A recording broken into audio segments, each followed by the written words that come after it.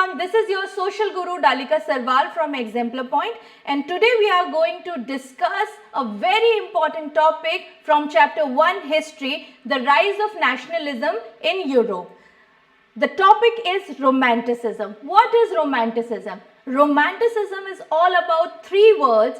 First one is emotion, second is imagination and third is love towards nature. तो romanticism को समझने के लिए हमें पहले यूरोप में जाना होगा और समझते हैं यूरोप की उस टाइम की क्या सिचुएशन थी। यूरोप में उस टाइम फ्रेंच रेवोल्यूशन के बाद वहां पर जो नेशनलिज्म की फीलिंग्स थी वो बहुत ज़्यादा राइजिंग स्टेट पे थी, राइट। तो उस फीलिंग को और ज़्यादा इमर्ज करने में और ज़्यादा डिराइव करने में रोमांटिसिज्म की फीलिंग ने बहुत ज़्यादा कंट्रीब्यूट किया। तो पहली चीज़ देखते हैं, for the understanding of romanticism, romanticism nation का बेसिस है। ये नेशन में लोगों के अंदर नेशनलिज्म की फीलिंग को बढ़ाने के लिए एक बहुत ही हेल्पफुल वेपन है, ठीक है। Next is cultural movement which sought to develop a particular form of nationalist sentiments. तो यहाँ पे romanticism में we are talking about the emotions,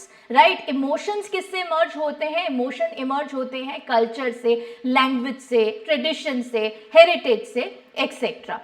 next one is romantic artist का भी इसमें बहुत बड़ा कंट्रीब्यूशन था। वो कैसे? रोमांटिक आर्टिस्ट ने साइंस को और उसके ग्लोरिफिकेशन से ज़्यादा इंपॉर्टेंस दी किसको? Emotion over reason. क्योंकि जब हम खुश होते हैं या हम कभी दुखी होते हैं तो ये बात ज़्यादा इंपॉर्टेंट है हमारे लिए कि हम क्यों दुखी हैं और हम क्यों खुश हैं। इसके ऊपर कोई लॉजिक हम नहीं दे सकते या इसका कोई पर्टिकुलर हम इसमें कोई रोबोटिक चीज़ ना देखें। तो यहाँ पे हमारे जो पोइट्स थे, वो रोमांटिक आर्टिस्ट थे, वो यही समझाना चाहते थे कि साइंस को ग्लोरीफाई करने का मतलब है टेक्निकल चीज़ों को ग्लोरीफाई करना, लेकिन कंट्री की नेशनलिज्म की फीलिंग्स को इमर्ज करने के लिए, उसको राइज करने के लिए बहुत ज़्यादा इम्पॉर्टेंट है इमोशंस को इम्पॉर्टेंस देना, ना कि रीजंस को, राइट। तो ये था रोमांटिसिज्म। इसको हमने कुछ 4 या 5 स्टेटमेंट्स में डिराइव किया है, that you have to learn and that you have to revise, right. Next चीज देखिए, next thing is the factors which played a very important role in the nationalism of Europe. So second चीज क्या है? Main important factors है। Factors में क्या क्या आता है? कल्चर और लैंग्वेज। कल्चर और लैंग्वेज तो ऐसी चीजें हैं, दो बहुत इंपॉर्टेंट चीजें हैं जो कि कंट्री को एक साथ लाने में, यूनाइट करने में बहुत ज्यादा हेल्प करती हैं, दैट यू नो, राइट। तो अब आगे देखते हैं यूरोप में ऐसे कौन से फिलोसोफर्स थे या किस तरीके से इन चीजों को साथ में लाया गया, right. So next thing is promoted cultural heritage as a very spirit of nationalism। तो आप देख सकते हैं कि यूरोप में उस टाइम रोमांटिक आर्टिस्ट ने, कॉमन पीपल ने प्रमोट किया कल्चर को और लैंग्वेज को, जिसकी वजह से नेशनलिज्म की फीलिंग जो है वो अपग्रेड होने में बहुत हेल्प मिली, राइट। इसके बाद यहाँ पे मैं एक फिलोसोफर का नाम बता देती हूँ। He was Johann Gottfried Herder। Johann Gottfried Herder एक जर्मन फिलोसोफर हैं और इन्होंने दो कॉन्सेप्ट दिए हैं, das Volk and वोक्सजेस्ट।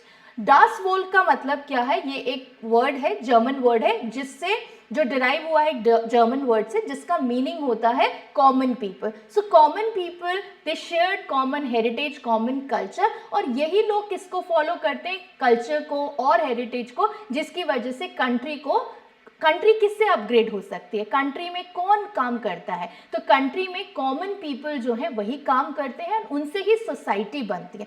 So society के डेवलपमेंट के लिए it's very important to have the common culture, जिसकी वजह से हम एक कॉमन कल्चर शेयर कर सकें और उस कल्चर से हमें ये लेसन मिल सके या लर्निंग मिल सके, जिसमें हम ये देखते हैं कि हमारे जो एंसेस्टर्स थे उन्होंने क्या स्ट्रगल फेस किया है। जैसे अगर मैं इंडिया का एग्जांपल आपको छोटा सा दूं तो हम सब ये नहीं देखते कि हमारे जो लीडर्स थे या जो हमारे सोल्जर्स थे जिन्होंने हमें फ्रीडम, हमें इंडिपेंडेंस गेन करने में हेल्प करी, तो क्या हम उनके बारे में पूछते हैं कि उनका क्या रिलीजन था या वो क्या सरनेम था, उनका क्या कास्ट था? नहीं।